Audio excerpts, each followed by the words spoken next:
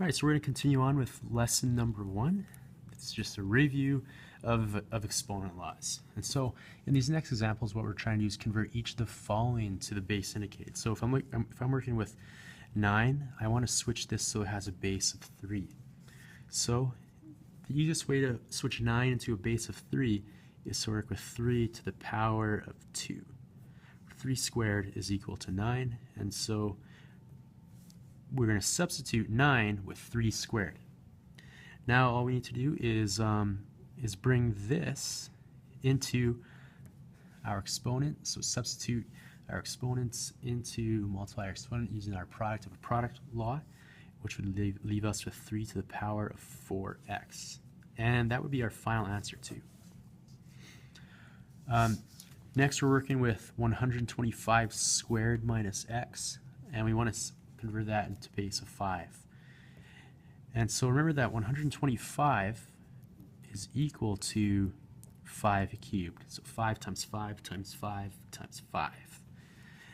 So I'm going to substitute that in for 125, and I'll be left with 5 cubed to the power of 2 minus x, which is equal to 5 to the power of 6 minus 3x. All I did was I used my power of a power law and just did that simple substitution.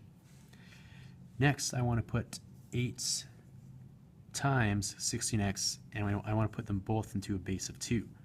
Well, 2 to the power of 3, 8 is equal to 2 to the power of 3, and 16 is equal to 2 to the power of 4.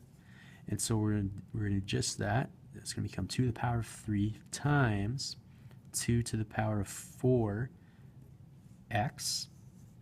We're going to be left with 2 to the power of 3 times 2 to the power of 4x, which, if we use our product law now, we're going to have 2 to the power of 3 plus 4x. Since this is a 3 and this term is 4x, we can't just combine it to be 7x or multiply it, right? So since this 3 is determined by itself and so is 4x, we would just leave it like this. And we're going to do the exact same thing with these examples down here, and I'll skip this one just for the sake of time, and I'll move on to this one just because it looks a little more complicated, but it's actually not that complicated.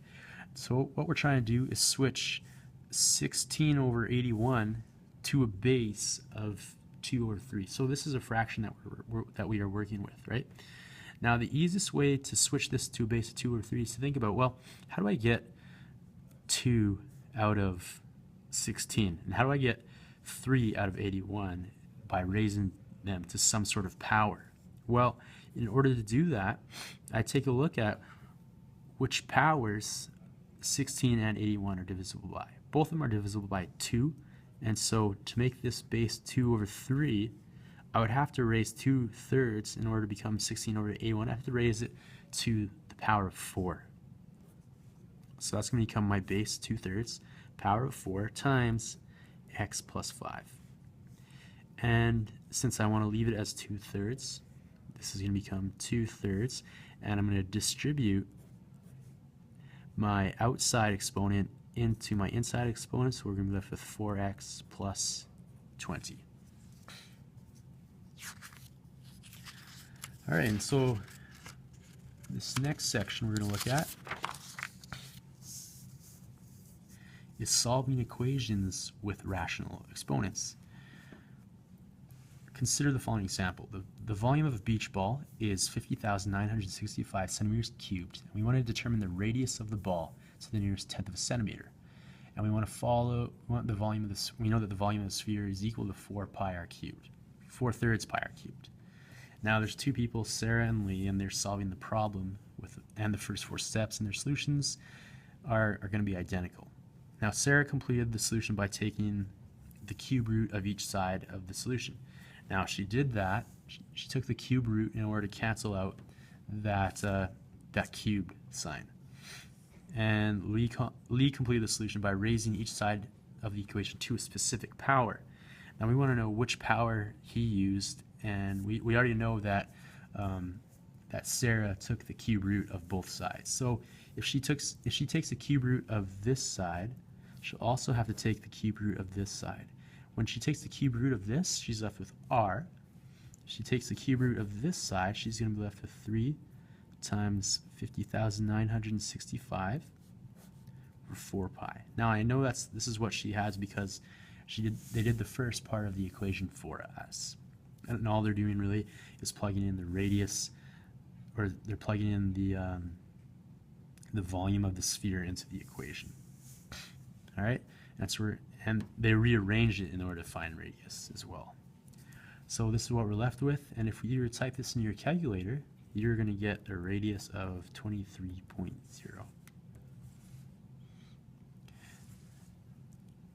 Now let's look at what Lee did. Lee completed the solution by raising each side of the equation to a specific power. Which power did he use? Well, if I want to do the opposite, and so what we're trying to do is get r to the power 1. If I want to get r to the power 1 here, I have to raise both sides to 1 over 3, because that's going to, if I go 3 times 1 over 3, that's going to leave me with 1, which is what I want to be left with. For example, r cubed to the power of 1/3 would equal r3 times 1/3, which is equal r to the 1, and that's what we're trying to get. And so if I were to raise this side to 1/3, I also need to raise this side to 1/3. All right, and so once I do that, I'm going to get my radius of, if you just plug this into your calculator, you're going to get the same thing of 23.0, and this is in centimeters, and so is this. Now the next example is really similar to this. All we're trying to do is solve for x in each of the following. Now in this case, all I'm trying to do is end up with x on this side. So in order to get just x, just like we did over here to only get r, I have to, or actually more like what I did over here just to get r, I'm going to have to multiply it by the reciprocal. And so the reciprocal of 3 is 1/3. The reciprocal of -4/3 is going to be -3/4. Now when I multiply that, I'm just going to be left with x. But remember, what you do to one side, you have to do the other, and so we're going to be left with 81 to the -3/4. Now I can't really leave it like that, right? 81, if I want to get rid of that negative exponent, it's got to be negative, or 1 to the -3, 81 to the 3/4, which is the same thing as the 4th root of 81 to the power of 3. Now if I were to simplify this, the 81 to the power of 4 is just going to be 3, so that's going to become 1 over 3 to the power of 3, or 1 over 27. So it looks really complicated, but if you take the steps and just follow the exponent laws, then you should have no problems. And then this next question, we're doing the exact same thing. I have to do the opposite of, or the reciprocal of 3/2, so 3x minus 5 to the power of 3 over 2, again to the power of 2 over 3 is going to equal 27 to the power of 2 over 3. Now these are going to cancel out. We're going to be left with 3x minus 5, and we can simplify this, so we're left with 327 squared, 3x minus 5. The cube root of 27 is just 3. It becomes 3 squared. 3x minus 5 is equal to 9. And I can simplify this. 3x is equal to 14. And I'm going to be left with x is equal to 14 over 3. Okay, so I just encourage you, if I went too fast, and I know that I am going pretty fast just because I don't want this video to be extra long, is just to press pause when you need to. And what I'm going to do now is I just want to kind of kill 2 birds with 1 stone, and I want to do the next part of the video as well. So the next thing we're going to do is look at the exponential and logarithmic functions, and we want to solve equations using a common base. Alright, so this common base we want to use, well, first of all, we got to find a common base. If I'm using 9, 27, and 81, the number that each of these have in common, so the lowest common multiple in this case is going to be 3. All right, and so using, not 31, using 3, I want to find a common base. And so I know that 3 squared is the same thing as 9, 3 cubed is the same thing as 27, and 3 to the power of 4 is the same thing as 81. Now, what I need to do is substitute these in for each of these numbers. And so I'm going to be left with the same exponents. And I got to divide that. And I'm left with the outside here, 3x minus 1. And I should put that in brackets. And then I want to multiply it by 3 to the power of 4 times x minus 1. Okay, so we're going to be left with something like this. Now, what I want to do is expand this, so I'll have to simplify this by bringing these into my brackets. It's going to be 3 to the power of 4x plus 6 divided by 3 to the power of 9x minus 3. All I'm doing is I'm bringing this into my brackets, and I want to multiply this by 3 to the power of 4x minus 4. If I simplify this, I'll be left with, well, 4 minus 9 is going to be negative 5x. Now I'm just using my quotient law here. And 6 minus negative 3, we're going to be left with positive 9. And then I want to multiply what I have here by this side, which was just 3 to the 4x minus 4. And if I'm multiplying, remember that what we're doing is we're just adding our exponents. And so what we're going to be left with is 3 to the negative x plus 5, or to make that look a little better, we're going to be left with 3 to the 5 minus x. That way we're not left with what looks like a negative exponent. Okay, so what did we do there? If we have an exponential equation, that's an equation where our variable or our unknown is the exponent or is part of the exponent. So what we want to do is to find, this is the procedure that we want to follow in order to find out or to solve where the variable is in the exponent. So what we first need to do is write each side of the equation using the same base. Just like we did here, we rewrote this equation using a base of 3. If necessary, you need to use the exponent laws so that the equation only uses one base. And then we want to make sure that the exponents are equal on each side of the equation. And then we want to determine the value of the variable. So let's solve the following exponential equations. All right, so I have 5 to the power of 2x plus 3, and that's equal to 5 to the power of 7. Well, in this case, I have the same base, so I can just drop them and only think about my exponents now. Okay, so I'm only thinking about my exponents in order to solve for x. So that would be 2x plus 3 is equal to 7.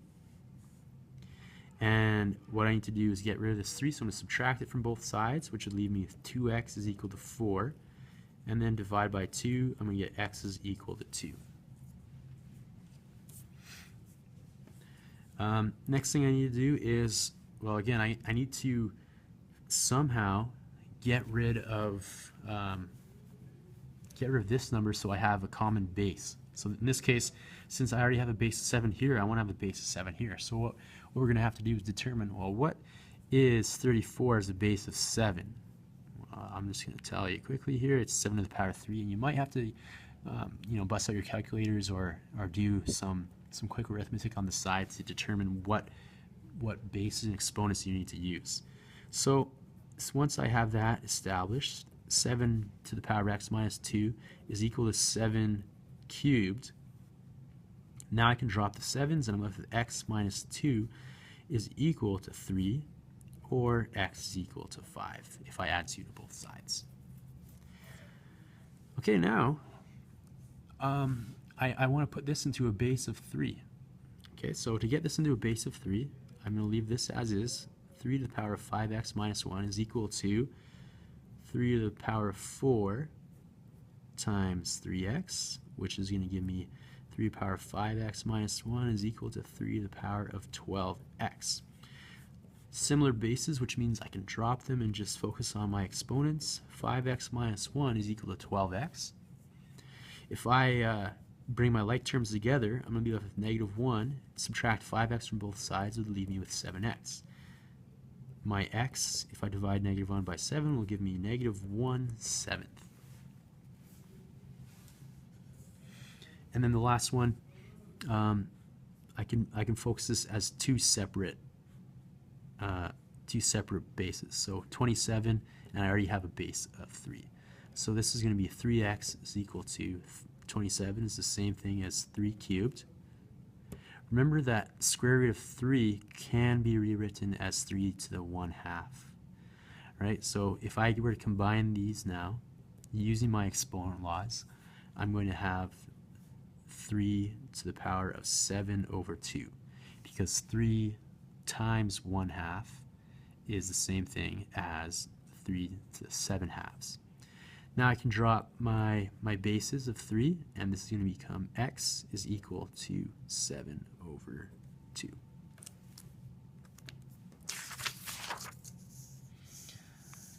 Now let's look at this word problem. A bacterium triples every 6 days.